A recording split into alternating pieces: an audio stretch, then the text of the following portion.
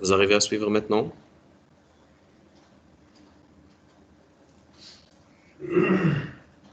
Alors, je vais reprendre parce qu'apparemment, il y avait un problème avec les diapos. Alors, on a dit que Brucella, la brucellose est une maladie due à une bactérie qu'on appelle Brucella, un genre Brucella, qui sont responsables d'une zoonose. Une zoonose, c'est une infection de l'animal qui touche accidentellement l'homme. Alors, la brucellose, ce qu'on appelle fièvre de Malte ou fièvre méditerranéenne, on trouve plusieurs appellations. En arabe, généralement, on dit mard al-hlib. Voilà. C'est le terme qu'on utilise dans notre langage. Transmise à partir de diverses espèces animales, principalement les mammifères domestiques, l'homme est un hôte accidentel. Alors c'est un agent potentiel du bioterrorisme, elle est utilisée dans pas mal de cas. Pour la classification, la famille c'est Brucellacées, le genre Brucella, on a plusieurs espèces. Mais les deux espèces les plus importantes et qui touchent le plus souvent l'homme, c'est Brucella melitensis et Brucella abortus. On a dit que la brucellose a une répartition mondiale. L'incidence annuelle mondiale est de 500 000 cas par an. De nombreuses espèces animales peuvent être infectées. On apprend principalement par Brucella, Neotomie et Ovis. On remarque sur la carte que l'Algérie est un pays de forte incidence, entre 50 et 500 cas par 1 million d'habitants. Il y a des pays, par exemple, comme l'Amérique du Nord, où l'incidence est très faible, moins de 2 cas par 1 million d'habitants. Il y a d'autres pays où c'est supérieur à 500 cas par million d'habitants. Elle est répandue dans le monde, elle est endémique dans le bassin méditerranéen. En Algérie, elle est de 23 cas pour 100 000 habitants, mais c'est des statistiques qui datent de 2010. Il n'y a pas eu d'actualisation. Pour le réservoir, c'est les animaux sauvages et domestiques, principalement les bovins, les ovins, les caprins, les porcins, etc. Chaque espèce a un hôte de prédilection. Lorsqu'on dit hôte de prédilection, par exemple, le Brucella melitensis, elle infecte beaucoup plus les chèvres et les moutons. Mais les moutons et les chèvres peuvent être infectés par d'autres espèces. Mais le Brucella melitensis, elle préfère, c'est ça la hôte de prédilection, elle préfère les chèvres et les moutons. Abortus, par exemple, c'est les bovins, et Suisse, c'est les porcs. Donc l'infection animale, elle est souvent inapparente, se manifeste principalement par des avortements chez les femelles et des lésions génitales chez le mâle. Donc elle peut passer inaperçue chez les animaux, d'où la nécessité d'un contrôle par les vétérinaires. Alors pour la transmission, on a un rôle important des aliments. Donc le lait cru et les produits à base de lait cru. Donc la consommation des viscères également contaminés, fruits et légumes cultivés sur des sols traités par exemple par des fumiers contaminés. Donc lorsqu'on consomme le lait cru ou les produits par exemple fromage à base de lait cru, issu d'un animal contaminé, d'une vache contaminée, donc automatiquement sera contaminé par la brucellose. Également la consommation des viscères, la charcuterie, etc., produites à partir des animaux contaminés. Également les fruits et légumes cultivés sur des sols traités par du fumier qui est contaminé. Le mode de transmission, donc la brucellose est classée quand même comme maladie professionnelle, surtout pour les éleveurs et même le personnel du laboratoire. Donc c'est la transmission par consommation de produits laitiers crus, par ingestion, inhalation des gouttelettes ou contaminées, ou les litières contaminées. C'est-à-dire toujours il y a l'inhalation, soit par la peau ou l'œil, ou l'ingestion carrément des produits contaminés. Le mode de transmission, on a deux modes. Il y a le mode direct et le mode indirect. Le mode direct, c'est par voie cutanée ou muqueuse, favorisée par des blessures, par exemple, par contact avec des animaux dans les abattoirs, etc. Par contact accidentel au laboratoire avec des prélèvements contaminés ou avec des cultures. Donc, il faut savoir qu'il y a un risque de contamination au laboratoire si on n'utilise pas la hotte d'aspiration ou si on n'utilise pas des mesures de protection. Donc, il y a possibilité de se contaminer à partir soit d'un prélèvement contaminé ou d'une culture. La contamination indirecte, c'est par ingestion, bien sûr, d'aliments contaminés. Parce que là, on n'est pas en contact avec l'animal, mais un produit d'animal. Donc, par exemple, le lait contaminé. La dose infectieuse, c'est entre 10 à 100 bactéries sont largement suffisantes pour entraîner la maladie. Donc la dose infectieuse, elle est vraiment très faible là. Donc le pouvoir infectieux, il est élevé. Il y a certaines infections, par exemple, comme les salmonelles, il faut un minimum de 5 000 à 10 000 bactéries pour entraîner la maladie. Mais là, on parle de 10 à 100 bactéries seulement. Les caractères bactériologiques, on commence par la morphologie. Il faut savoir qu'il s'agit d'un très fin cocobacille à gram négatif. Donc, c'est un cocobacille, ce n'est ni un bacille, ni un cocci. C'est entre les deux. Donc, un cocobacille, bien sûr, à gram négatif, asporulé, c'est-à-dire il n'y a pas de spore, acapsulé et immobile. Les caractères culturaux, donc il y a plusieurs milieux. On peut utiliser par exemple le milieu triticase soy agar, c'est TSA pour les cultures. Au bout de 4 jours, on aura des colonies. Mais on peut également utiliser, lorsqu'il s'agit d'un prélèvement monomicrobien, on peut utiliser tout simplement la gélose au sang cuite. La gélose au sang cuite est largement suffisant pour isoler la brucella, mais à partir d'un prélèvement monomicrobien. Donc, un prélèvement monomicrobien lorsqu'il s'agit d'un prélèvement non contaminé. Par exemple, hémoculture, le sang. Si on a une infection à brucella, donc on a la brucellose au niveau du sang. Mais on n'a que la brucellose comme bactérie. On n'a pas d'autres agents pathogènes. Donc, on peut utiliser un milieu enrichi qui n'est pas sélectif. Par exemple, gélose au sang cuit. Et là, on n'aura que la brucelle. Pour les prélèvements polymicrobiens, surtout les abcès, parfois, il y a plusieurs types de bactéries qui contaminent. Il y a la bactérie responsable, mais il y a les bactéries contaminantes. Donc, on peut utiliser un milieu sélectif, ce qu'on appelle le milieu de Farrell. Ça, c'est un milieu sélectif pour Bruxella. L'incubation, bien sûr, entre 35 et 37 degrés pendant 2 à 4 jours, parce que c'est une bactérie à croissance plus ou moins lente, donc la croissance, elle est lente. Au bout de 2 à 4 jours d'incubation, on peut avoir des colonies qui sont très petites, légèrement bombées. Donc, on a deux types de colonies. Parfois des colonies, ce qu'on appelle lisses, et parfois des colonies rugueuses. Surbouillant, il donne un trouble homogène. Ça, c'est des informations, bon, des caractères culturaux. De toute façon, on va les refaire au diagnostic. Les caractères biochimiques, c'est un germe aérobie strict, catalase positif et l'oxydase positif. Donc, il y a la chaîne de respiration, donc automatiquement oxydase positif. C'est un aérobie strict. Uréase positif et nitrate réductase positif. Nous, néanmoins, pour identifier, on a déjà la clinique. On a la catalase, oxydase, uréase, C3, plus 1 gramme. Donc, c'est largement suffisant pour identifier le genre Bruxella.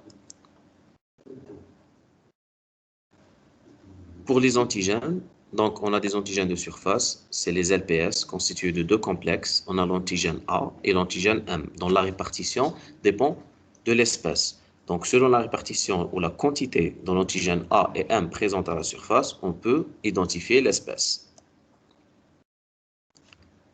On a également ce qu'on appelle la lysotypie. La lysotypie, c'est en utilisant des virus qui infectent les bactéries, ce qu'on appelle les bactériophages. Donc, chaque espèce est sensible à un bactériophage donné. Donc, on va mettre en contact la bactérie ou la culture et le bactériophage. Si on a une lyse, donc la bactérie elle est sensible. Si il n'y a pas de lyse, donc la bactérie elle est résistante au bactériophage. Pour le pouvoir pathogène, donc on a plusieurs types de cliniques. Premièrement, on a la brucellose, ce qu'on appelle la brucellose aiguë septicémique. Donc, comme le nom indique, brucellose, donc c'est une infection à brucella aiguë. Donc, les signes cliniques sont là et septicémique. Donc, la bactérie est présente au niveau sanguin. Donc, c'est une brucellose aiguë septicémique. Alors, la clinique, il y a une fièvre ondulante. Lorsqu'on dit ondulante, comme vous voyez sur le schéma, la fièvre, elle augmente par exemple 38, elle redescend 37,5, 38,5, 39, elle descend un petit peu. C'est une fièvre ondulante. Sudoro-algique. Donc, il y a une douleur, il y a une fièvre, et il y a de la sueur. Donc, fièvre, sueur, anorexie, l'asthénie, céphalée, etc. Avec parfois des adénopathies, une hépatosplénomégalie. Ce n'est pas toujours le cas. Ces symptômes, par exemple, l'adénopathie, l'hépatosplénomégalie sont parfois présents, parfois non. Donc, ça dépend du patient. Mais la majorité des patients font ce qu'on appelle la fièvre sudoro-algique. La fièvre ondulante, elle est due à quoi en fait? Elle est due aux décharges bactériennes parce que la brucellose, parfois, lorsqu'on est atteint de la brucellose, elle se trouve au niveau tissulaire. Donc, lorsque la bactérie elle est absente du niveau sanguin, il n'y a pas de fièvre. Lorsqu'il y a des décharges bactériennes au niveau sanguin, donc la fièvre va augmenter. Puis, le système immunitaire va éliminer la bactérie, va chasser la bactérie du sang vers les tissus. Donc, la fièvre, elle, diminue.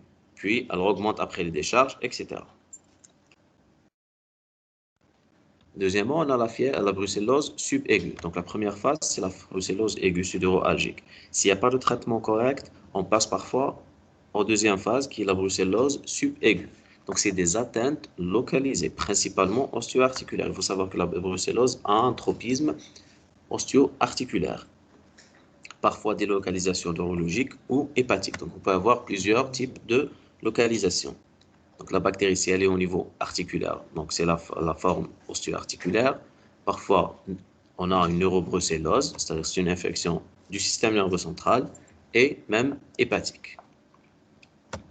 S'il n'y a pas de traitement correct dans la deuxième phase, donc on passe à la brucellose chronique. C'est la troisième phase. Donc c'est une évolution supérieure à une année, caractérisée par des troubles non spécifiques. À ce moment-là, on n'a pas de signes cliniques spécifiques. Tout simplement, le patient se plaint d'asthénie, de polyalgie, c'est-à-dire des douleurs variables. Chez la femme enceinte, là, on parle pas de la brucellose chronique, on parle en général. Chez la femme enceinte, la brucellose est responsable d'avortements et de morts in utero. Donc, elle donne des avortements, que ce soit chez les animaux ou même chez l'être humain. Donc, il y a 3 phases de signes cliniques. Il y a la brucellose aiguë septicémique, puis la brucellose subaiguë avec des atteintes localisées, puis la brucellose chronique, où les signes ne sont pas spécifiques et caractérisés principalement par une asthénie et une polyalgie. Ça va jusqu'à maintenant pour les caractéristiques de la brucellose, avant de passer au diagnostic, parce que c'est la partie la plus importante dans tous les cas. Est-ce que ça va jusqu'à maintenant?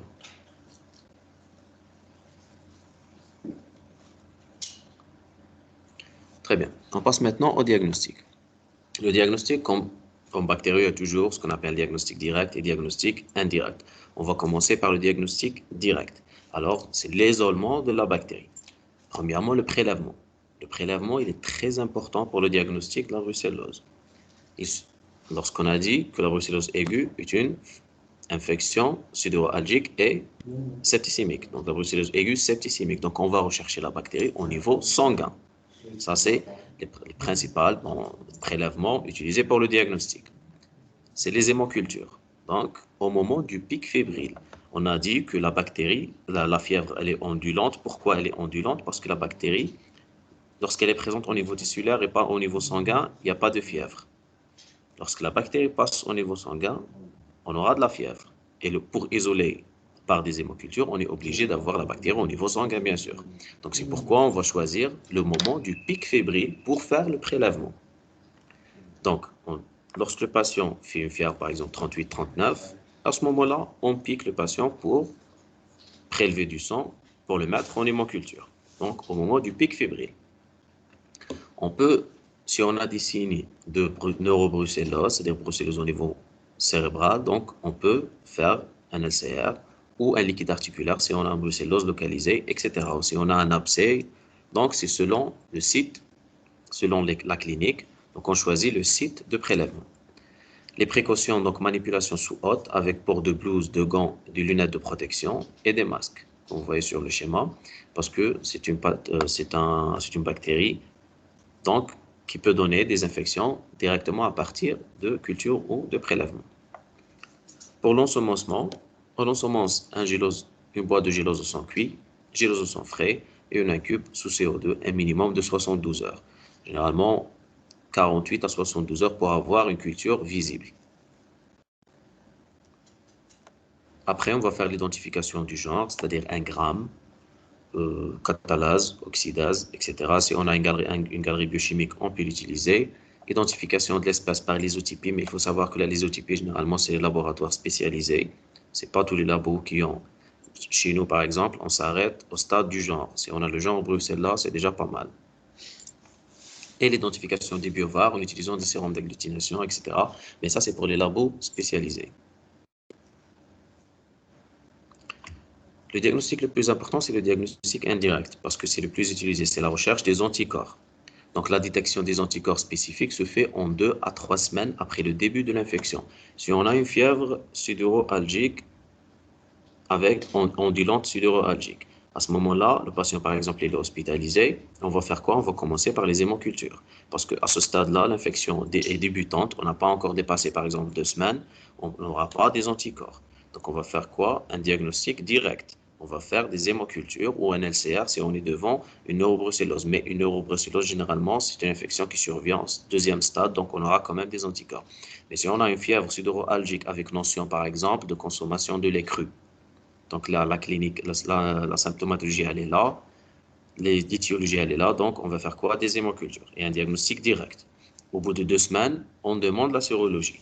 Mais là, on est devant, par exemple, on fait une sérologie. Après 2 semaines ou 3 semaines des débuts de symptômes. Premièrement, on a l'épreuve de l'antigène tamponné, ce qu'on appelle le rose bengal. Comment on dit rose bengal?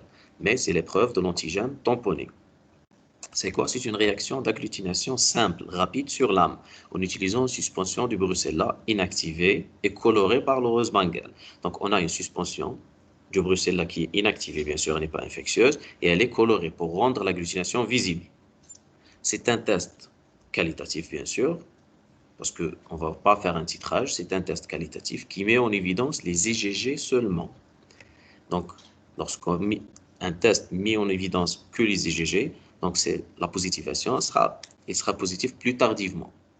Donc, à peu près 3 semaines jusqu'à 1 mois. Donc, on va rechercher les IgG par un test qualitatif. La technique, elle est très simple. Donc, une goutte de sérum du patient, une goutte de l'antigène, une goutte de rose bengal, c'est-à-dire l'antigène bruxellien coloré par le rose bengal, et agitation pendant 4 minutes. Donc, on va mettre en contact le sérum et l'antigène. Si le sérum contient des anticorps anti-Bruxella, des IgG anti-Bruxella, donc automatiquement, on aura une agglutination visible, apparition de grumeaux, comme vous voyez sur le schéma. Ça, c'est un négatif. Le 396, 396 est négatif. Le 397, il est positif. Ça, c'est une agglutination visible sur l'âme. Et on va rendre les réponses en croix, c'est-à-dire une agglutination très faible, moyennement faible, bon, une agglutination forte, ça dépend, on va rendre en croix, mais c'est un test qualitatif. Donc on va dire est-ce qu'il est positif ou négatif. Si on est devant un test positif, donc on va passer au sérodiagnostic de Wright, obligatoirement pour quantifier ou pour titrer les anticorps. On a combien d'anticorps? Si le test est négatif, cela n'exclut pas une brucellose, surtout si on a les symptômes. Donc, possible qu'on n'a pas encore atteint le stade d'apparition des IgG. Donc, on va rechercher les IgM à ce moment-là. Le sérodiagnostic de Wright, donc, c'est une séroagglutination en tube ou en microplaque. On va le voir par la suite. C'est un test quantitatif parce qu'on va quantifier les anticorps présents au niveau sanguin. Donc, il met en évidence les IgM et les IgG. Donc, ils sont positifs avant le rose bengal qui détecte que les IgG. Là, il détecte quand même les IgM. Donc, le sérum de patient contenant des anticorps anti-Brucella, il va provoquer une agglutination qui se traduit par un voile à la surface. Voilà. Voilà la réaction. Ça, c'est un voile à la surface, c'est une réaction positive. Ça, c'est une réaction négative parce qu'il y a un sédiment au fond. Le sérum négatif se traduit par une sédimentation au fond du tube. Un titre supérieur ou égal à 120, donc une dilution de 1 sur 80 indique un sérum positif. Parce qu'il faut savoir, on va faire une série de dilutions. Alors voilà, ça c'est le rose bengal en tube et ça c'est en microplaque. C'est le même principe, sauf qu'ici on utilise un volume plus important de réactif. Et ici on va utiliser, ici on utilise 1,1 millilitre et ici on va utiliser 100 microlitres. Donc sur microplaque c'est beaucoup plus facile et on réduit le coût du test. Sur le tube, il va se passer quoi? Nous, on va ramener la suspension bruxellienne et le sérum, le sérum va ramener les anticorps.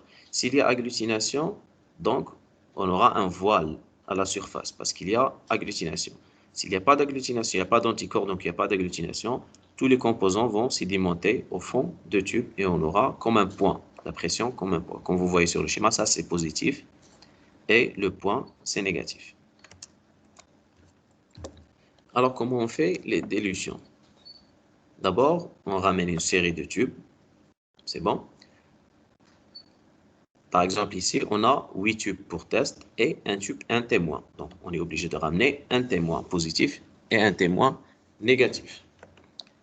Donc, un témoin positif. Donc, on va ajouter le contrôle positif qui contient des anticorps. Donc, on aura une réaction positive. Ça, c'est le témoin positif. Le témoin négatif, on va ramener un sérum qui ne contient pas des anticorps. Donc, juste pour vérifier que notre réaction a bien marché. Alors, on ajoute dans les tubes, tous les tubes, on ajoute 1 millilitre de suspension. Dans les tubes 2, 3, 4, 5, 6, 7 et 8. C'est bon, on va ajouter 1 millilitre de suspension de Brucella. Dans le premier tube, on va ajouter 1,9 millilitre de suspension antigénique, c'est-à-dire de notre réactif, sur lequel on va ajouter 100 microlitres ou 0,1 millilitre de sérum, seulement dans le premier tube. C'est bon? Et à ce moment-là, on a un volume total de 2 millilitres. 1,9 millilitres de suspension antigénique et 0,1 de sérum. Et c'est une dilution de 1 sur 20. Donc, c'est une dilution de 1/20. Donc, 1 sur 20. À partir du premier tube, on va prendre quoi? 1 millilitre. Et on va l'ajouter dans le deuxième tube. C'est bon?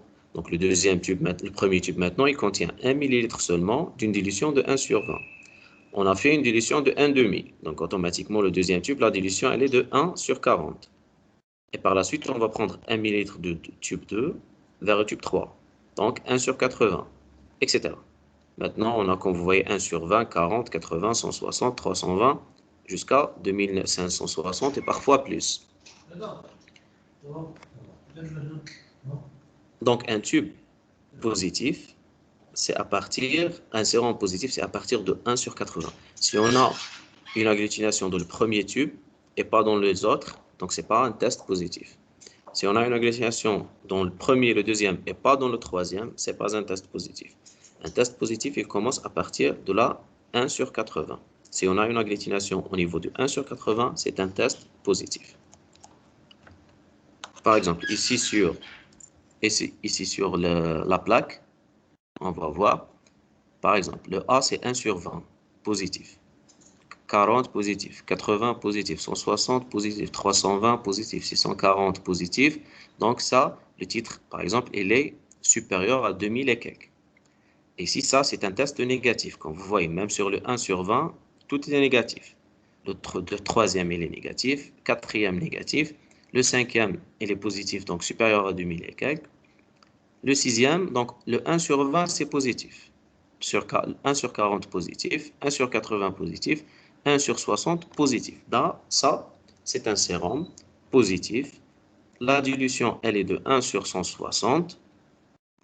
Et le titre, il est 160 fois 1,05. C'est bon? Donc la dilution ici, elle est de 1 sur 160. Ici, c'est négatif, négatif. Et celui-là, par exemple, on a 20, 40, 80. Donc 1 sur 80. Ça, c'est un sérum positif. La dilution, elle est de 1 sur 80. Donc le titre en anticorps, on multiplie fois 1,5. Donc c'est 120 unités internationales par millilitre. Est-ce que vous avez compris le principe du sérodiagnostic de Wright ou je dois refaire? Parce que je sais c'est un peu compliqué. Est-ce que vous avez compris ou je dois refaire?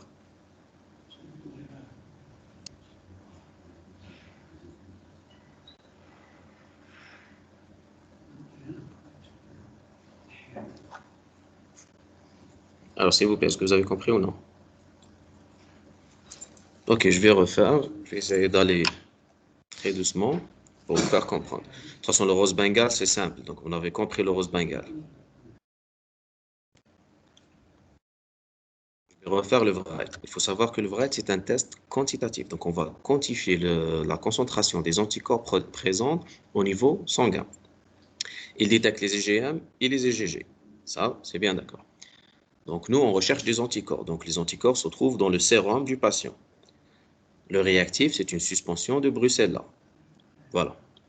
Pour dire qu'un sérum est positif, il doit être positif au moins dans la dilution 1 sur 80. C'est bon? Lorsqu'on a une agglutination ou une positivité dans la dilution 1 sur 80, donc on va dire que le sérum est positif. C'est bon? 1 sur 20, non. 1 sur 40, non. 1 sur 80, c'est positif. Et pour trouver le titre, on doit multiplier fois 1,5. Donc, c'est l'inverse de la dilution, donc 80 fois 1,5, donc c'est 120 unités internationales par millilitre. Ça, c'est le seuil de positivité, c'est le 1 sur 80. La réaction se fait généralement soit dans des tubes, soit dans des microplaques. C'est le même principe, hein. Pour expliquer, une réaction positive, donc on aura quoi? La formation d'un complexe entre les anticorps et la suspension colorée. Donc automatiquement, lorsqu'on a une formation d'un complexe, il va rester à la surface. Il va donner quoi? Quand vous voyez un voile à la surface ou un trouble dans les tubes. Donc un trouble, pourquoi le trouble est là? Parce qu'il n'y a pas sédimentation. Donc tous les constituants sont en quelque sorte en suspension et c'est des complexes antigènes-anticorps. Si le test, s'il n'y a pas d'anticorps, donc tout le réactif va se sédimenter au fond du tube et on aura une suspension claire. Et ici, par exemple, un point, comme vous voyez sur le schéma ici, un point. Donc ça, c'est positif, ça, c'est négatif. Comment on fait la dilution? Donc d'abord, on doit avoir, par exemple ici, on a les tubes numérotés de 1 jusqu'à 9. Le 9, c'est le témoin. Le témoin, généralement, on fait normalement 10. Un témoin positif et un témoin négatif. Un témoin positif, il contient quoi? On ramène un sérum, c'est généralement inclus dans le réactif, c'est ce qu'on appelle le contrôle positif, donc il contient des anticorps. Donc on est sûr que normalement, on aura une réaction positive. Et un témoin négatif qui contient tout simplement l'eau physiologique, donc il n'y aura pas d'agglutination. Ça, c'est juste pour confirmer que notre réactif il marche bien. Alors, comment on réalise les dilutions? Dans tout, on laisse à part le premier tube. Les autres tubes, on va faire quoi? On va ajouter 1 millilitre de suspension bactérienne. Suspension, voilà, du Brucella coloré. C'est le réactif. On va ajouter 1 millilitre dans tous les tubes, à l'exception du premier tube. Le premier tube, on va ajouter 1,9 millilitre de suspension antigénique plus 100 microlitres ou 0,1 millilitre de sérum pour avoir un volume total de 2 millilitres. Et une dilution, bien sûr, de 1 sur 20. 0,1 millilitre dans 1,9, c'est une dilution de 1 sur 20. Donc, on est bien d'accord que le premier tube, il y a une concentration, une dilution plutôt de 1 sur 20 et un volume total de 2 millilitres. Mais nous, le volume final qu'on veut, c'est 1 millilitre. Donc, on va faire une dilution en série. Donc, on va prendre 1 millilitre de premier tube, on va le mettre dans le deuxième tube. Le deuxième tube, il contient déjà 1 millilitre. Donc là, la dilution, elle est de 1 sur 40 parce que c'est une dilution de 1,5. C'est bon, on va prendre 1, on va l'ajouter sur 1. Donc automatiquement, c'est une dilution de 1,5. La suspension initiale, elle est déjà diluée à 1 sur 20. Donc la deuxième, elle sera 1 sur 40, tout simplement. On va multiplier fois 1 sur 2. C'est une dilution de 1,5. Par la suite, on va prendre 1 millilitre de la deuxième suspension, on va l'ajouter dans la troisième, puis le quatrième, puis cinquième, sixième, etc. Et le dernier 1 millilitre, on va le jeter. Donc comme ça, on aura dans tous les tubes 1 millilitre de suspension qui contient le réactif et le sérum. Les dilutions, c'est 1 sur 20 par exemple, 40, 80, 160, 1 sur 320, etc. On a dit que un sérum positif doit donner une agglutination dans le 1 sur 80 pour dire qu'il est positif. Donc un titre de 1 sur 20. Si on a par exemple une positivité dans le 1 sur 40 et pas dans le 1 sur 80, ni les autres, donc automatiquement c'est un sérum négatif. Parce qu'on doit avoir une positivité dans le 1 sur 80 pour dire qu'il s'agit d'un sérum positif. Pour donner des exemples, sur la plaque ici, c'est le même principe. Hein, dans les tubes, pour dire qu'il est positif, donc on doit avoir, comme vous voyez, bon, un trouble ou un éclaircissement. Alors, sur les microplaques, généralement, il faut se concentrer sur les microplaques parce que maintenant, on n'utilise pratiquement que les microplaques. Sur les microplaques, par exemple, ça, on va dire que le premier, c'est un sérum, un test. C'est bon? Donc, il y a un voile, donc c'est positif dans le 1 sur 20, positif dans le 1 sur 40, positif dans le 1 sur 80, etc. Jusqu'au dernier. Il n'y a pas de négativation, donc on va dire quoi, résultat, par exemple, supérieur à 2540, par exemple. Le deuxième sérum, il est négatif, comme vous voyez. Tous les cupules sont négatifs. Troisième, négatif. Quatrième, négatif. Cinquième, il est positif, supérieur à 2500, donc on n'a pas une négativation, donc on ne peut pas dire le titre. L'exemple, par exemple, ici, comme vous voyez, on a Le 1 sur 20, il est positif. Le 1 sur 40, la même chose. 80 et 160. Là, ça arrête l'agglutination. Donc, on va dire que le 1 sur 160, c'est la dernière cupule qui a donné une positivité. Donc, la dilution, elle est de 1 sur 160. Pour trouver le titre, on va multiplier 160 fois 1,5. Donc, c'est à peu près 240, je crois. Unité internationale par millilitre. C'est ça.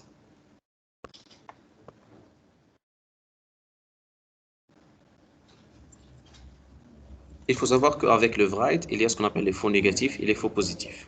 Donc, les faux négatifs, généralement par excès d'anticorps, ce qu'on appelle le phénomène de zone. Parfois, on a tellement d'anticorps qu'on n'aura pas de dilution, donc on n'aura pas d'agglutination.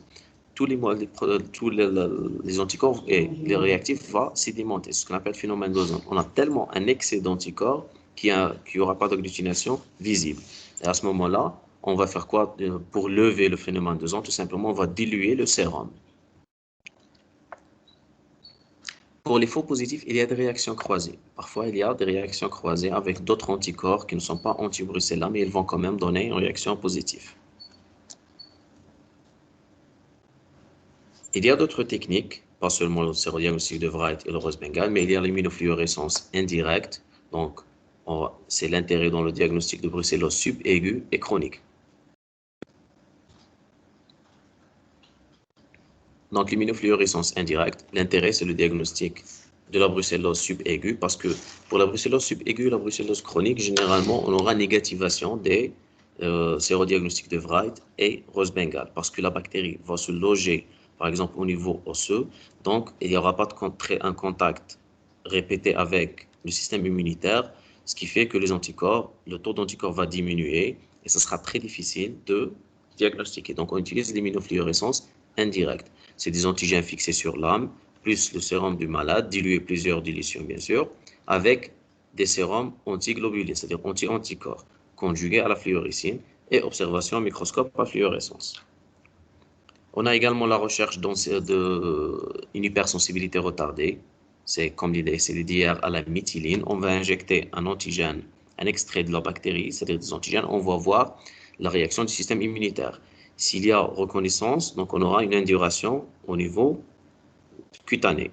S'il n'y a pas d'anticorps, le système immunitaire ne reconnaît pas ces antigènes-là, donc automatiquement le patient n'a pas de brucellose. Il n'y aura pas une réaction inflammatoire importante. Voici un tableau qui résume à peu près comment choisir la technique de diagnostic. Par exemple, pour la brucellose aiguë, on n'aura pas des anticorps rapidement. Donc, automatiquement, il faut utiliser des hémocultures. Donc, vous voyez 3 croix. Pour la brucellose aiguë, la meilleure technique de diagnostic, c'est l'hémoculture. Par exemple, pour la sérologie, le Rose-Bengale et le sérodiagnostic de Wright sont plus importants dans la brucellose aiguë. Pour la brucellose focalisée subaiguë, plus ou moins, on perd de sensibilité et sont pratiquement inefficaces pour diagnostiquer la brucellose chronique. Pour l'immunofluorescence ELISA, donc il reste positif dans les 3 phases. Donc on peut les utiliser pour diagnostiquer les 3 phases. Pour la PCR également, c'est la brucellose aiguë ou focalisée sur le sang, sérum pour la brucellose aiguë et impur par exemple ou les tissus pour la brucellose focalisée. Le diagnostic de la brucellose chronique, elle est très très difficile. On utilise généralement la clinique, l'interrogatoire et parfois l'immunofluorescence. Donc c'est pas facile de trouver, de diagnostiquer une brucellose chronique. Pour le traitement, il s'agit d'une infection, parfois focalisée. Et on peut trouver par exemple la bactérie au niveau osseux. Il faut savoir que les antibiotiques ne pénètrent pas, par exemple, dans le foyer osseux, ne pénètrent pas très bien. Donc on doit utiliser quand même des associations et des antibiotiques qui ont le pouvoir de pénétrer à l'intérieur de la cellule et surtout un passage au niveau cérébral, par exemple pour traiter la neurobrucellose et au niveau des articulations pour traiter la brucellose osseuse. Généralement, on utilise la doxycycline plus rifampicine, mais c'est très rare parce que la rifampicine en Algérie, elle est réservée à la tuberculose. Et on peut utiliser même la tétracycline par voie orale et la gentamicine par voie injectable. Donc le traitement, il est très lourd parce que les tétracyclines et les aminosides ont beaucoup d'effets secondaires. La prophylaxie, c'est l'abattage des animaux dépistés par sérologie positive. Lorsqu'on a une sérologie positive chez un animal, on ne va pas traiter l'animal, c'est l'abattage. La pasteurisation des produits laitiers, donc éviter de consommer du lait cru ou des fromages à partir du lait cru. Donc il faut les pasteuriser. Et bien sûr, au niveau du laboratoire, et chez par exemple les éleveurs, etc., il faut protection, donc porte des gants, des masques, des lunettes, etc. Bon, on a terminé le cours. Maintenant, est-ce que vous avez des questions ou des parties qui nécessitent une réexplication ou des éclaircissements?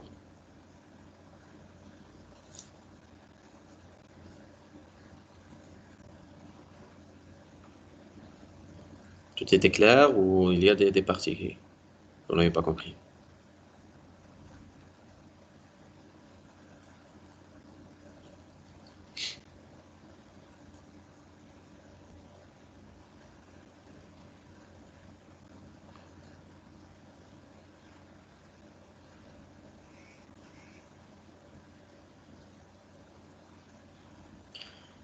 Alors, comment calculer le titre?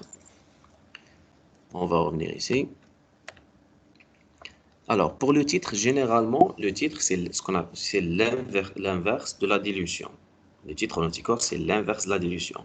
Sauf pour le cas de la brucellose, c'est l'inverse de la dilution fois 1,5. 1,5, c'est quoi? C'est l'indice qu'on appelle l'indice d'éclaircissement. Donc, il faut au moins la sédimentation de 50% du brucella pour avoir un éclaircissement et dire qu'il s'agit d'une réaction positive. Donc, ce qu'on appelle l'indice d'éclaircissement. Mais par exemple, vous allez voir dans le TPHA, pour la diagnostic de la syphilis, le titre, c'est l'inverse de la dilution, tout simplement. 1 sur 80, dilution de 1 sur 80, le titre, il est de 80 unités internationales par millilitre. C'est très simple. Mais pour la brucellose, il faut la sédimentation de 50% pour dire qu'il s'agit d'un positif. Donc, automatiquement, c'est l'inverse de la dilution, c'est-à-dire le 1 sur 80, l'inverse c'est 80, fois 1,5. Donc, ça devient 1 sur 100, ça devient 120 unités internationales par millilitre. Donc, le titre, c'est l'inverse de la dilution fois 1,5. C'est ça. Pour se rappeler, pour pouvoir calculer le titre. Alors, la méthode de l'isotypie, ok. On va en faire. Alors, la lysotypie, il faut savoir que même les bactéries, il y a des virus qui infectent les bactéries. Ce pas les mêmes virus qui infectent l'homme, mais c'est des virus qui infectent les bactéries. C'est ce qu'on appelle des bactériophages, donc bactériaux et des phages. Ces bactériophages vont faire quoi? Vont provoquer la lyse bactérienne. Donc, et c'est un moyen utilisé pour identifier les bactéries. C'est comme les antibiotiques. Par exemple, résistance sensible, même pour les bactériophages, il y a des bactéries résistantes à certains bactériophages et des bactéries sensibles. Les bactériophages, il y en a plusieurs, hein, il n'y a pas un seul bactériophage. Donc, nous, on va faire quoi? On va, par exemple, ici, comme vous voyez sur le schéma, ça, c'est la lysotypie, c'est le phage Weybrich. Ça, c'est un type de bactériophage. On va les mettre en contact avec une culture du Bruxelles. Si elle est sensible, donc on aura une lyse. Une zone d'inhibition, c'est comme les antibiotiques, une zone d'inhibition. Donc ça, c'est positif. Donc la bactérie, elle est sensible à ce phage. Si elle est résistante, par exemple ici, il y a une croissance, donc la bactérie, elle est résistante. Et comme vous voyez au vis ici, également, il y a une croissance. La bactérie, elle est résistante à ce phage-là. Donc, et c'est un moyen d'identification. Donc là, on connaît déjà que militensis, par exemple, elle est résistante au phage Weybrich. Donc, si elle est résistante, donc automatiquement, normalement, c'est une militensis, tout simplement. Il faut considérer comme les bactériophages comme des antibiotiques en quelque sorte. S'il est sensible, donc on peut identifier s'il est résistant, tout simplement. D'autres questions?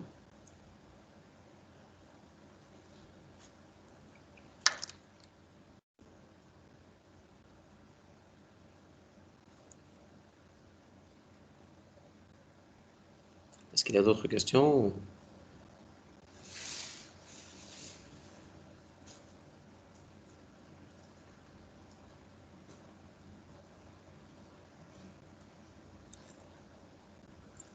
Très bien, donc ce sera tout pour aujourd'hui. De toute façon, si vous avez des questions, vous pouvez nous les poser après.